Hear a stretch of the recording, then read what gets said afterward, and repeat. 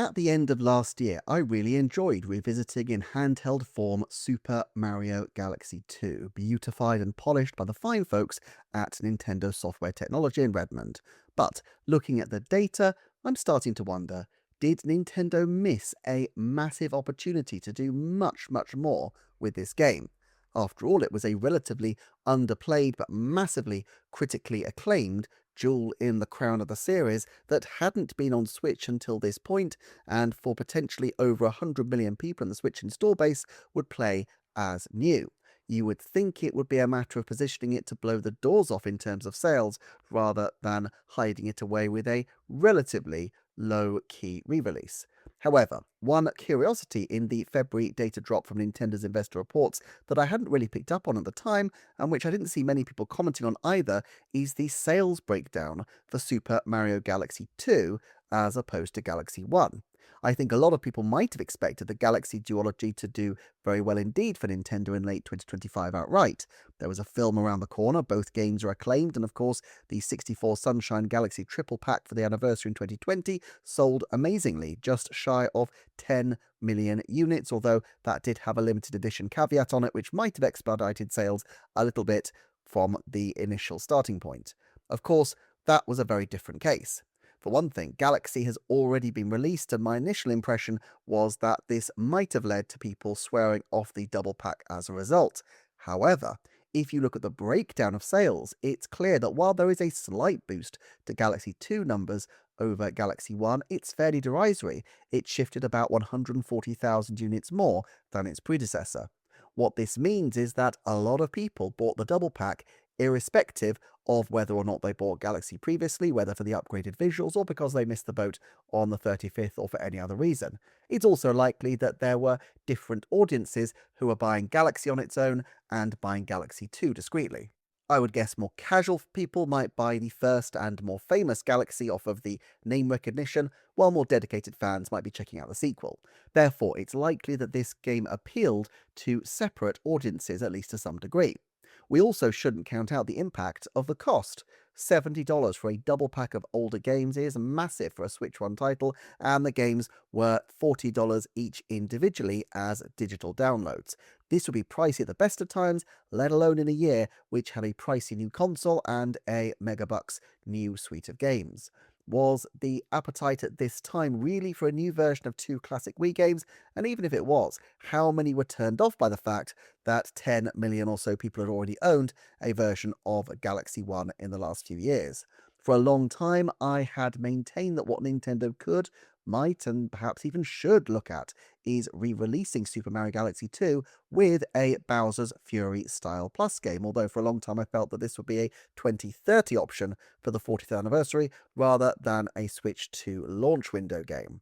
Super Mario 3D World plus Bowser's Fury had shown the model work brilliantly, picking up 5.59 million sales in its first month and a half during the doldrums of the post-holiday blues, and in a month where the monster hit of Monster Hunter was sucking up a lot of attention and was just round the corner. With the Switch install base being far larger now and the opportunity for a Nintendo Switch 2 edition to show off the system's graphics, the chance of a small Plus game would have potentially really wowed. However, I think there are some problems with this concept looking back. Firstly, most obviously, who would make it? From what we can tell, Nintendo Software Technology collaborated with EPD8 on Bowser's Fury, but there are some indications that this was a pre-existing EPD8 prototype. While it would be great to see EPD8 set up a branch group working with the Redmond team on a smaller scale Plus game for Mario, it would doubtless require significant attention from both teams, and while Nintendo Software Technology has been fairly prolific as of late, with Mario vs. Donkey Kong for Switch and F-Zero 99 in 2023, EPD8 has the massive Donkey Kong Bonanza and the next major 3D Mario on its docket, so the timing I just don't think seemed to work. I also wonder exactly when it was decided that the second movie should focus on Galaxy.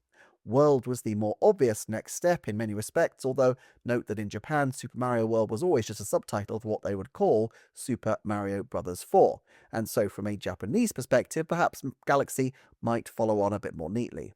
In any event, if Galaxy wasn't decided on until 2023, after they had feedback from the first movie and knew they were definitely going ahead with the second, there would have been no reason for Nintendo to commission a Galaxy Plus game before then, and probably no reason to even consider it if the next 3D Mario was already anticipated to be releasing in the 2025 to 2026 window anyway. They wouldn't have wanted to cannibalize those sales. Therefore, the first time that Nintendo might have had to look at the practicalities of what to do with Super Mario Galaxy 2 would have been possibly 2023 or 2024. At this time, anything expansive would have been out of the question. There's also logistics. Galaxy had already released in 2020, but it would be downright weird to have a Galaxy 2 game out without Galaxy for the broadly casual audience of the movie, so they would have needed to re-release both. That suggested a double pack, and if it was a double pack, the Nintendo's ceiling to charge was far lower.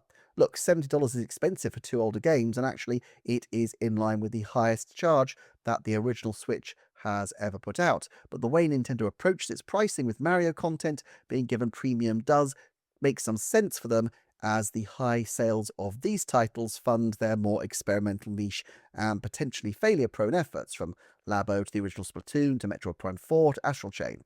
If they'd tried to do a Bowser's Fury add-on to Super Mario Galaxy 2, it would surely have been a full-price game in its own right. Now, I actually think this could have worked. Super Mario Galaxy 2 and a Plus game for $60, the standard Switch 2 price, plus a $10 premium for the Switch 2, and then separately Super Mario Galaxy as a downloadable title, just like with the Pikmin re-releases that accompanied Pikmin 4.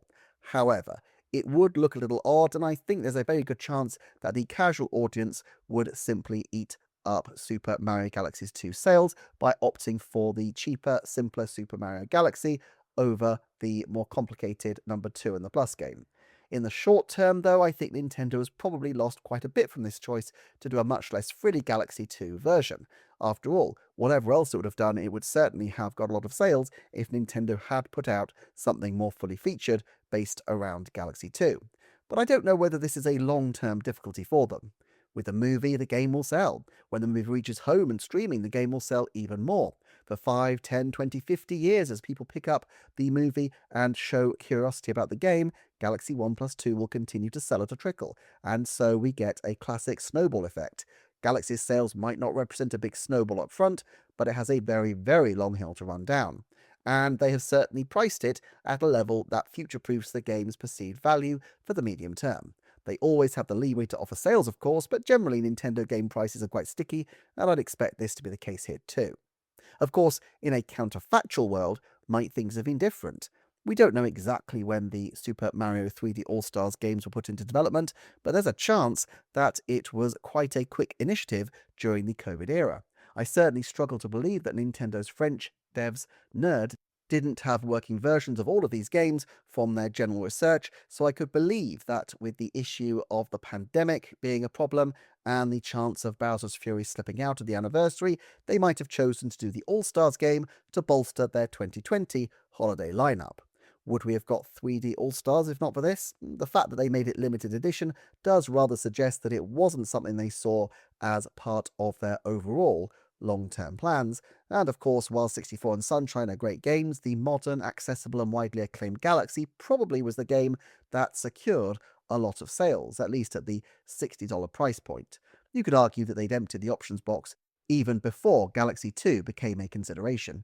Another possibility, of course, is that they were chilled about doing a lower effort Galaxy 2 game precisely because they knew that the next big 3D Mario would be, if not a full Galaxy threequel, at least something which absorbed a lot of Galaxy DNA. Since the name of the movie was released, I thought this was quite likely, but reflecting on this timeline, it strikes me that maybe they didn't know the second film would be a Galaxy title, and so the prototype for the next game was probably locked in well before. It's still not impossible it could be Galaxy flavoured. At the very least, they must have expected Rosalina to turn up in the third film, and the next 3D game could still be sold and promoted ahead of that. But it probably, to me, dips the likelihood somewhat that Galaxy will be a major influence on the next major 3D Mario. Future sales drops from Nintendo may give us more context, but for now, thank you so much for watching. Thanks to the Patreon backers of the channel. Do check out these videos on screen, and I will see you next time for another Nintendo Forecast.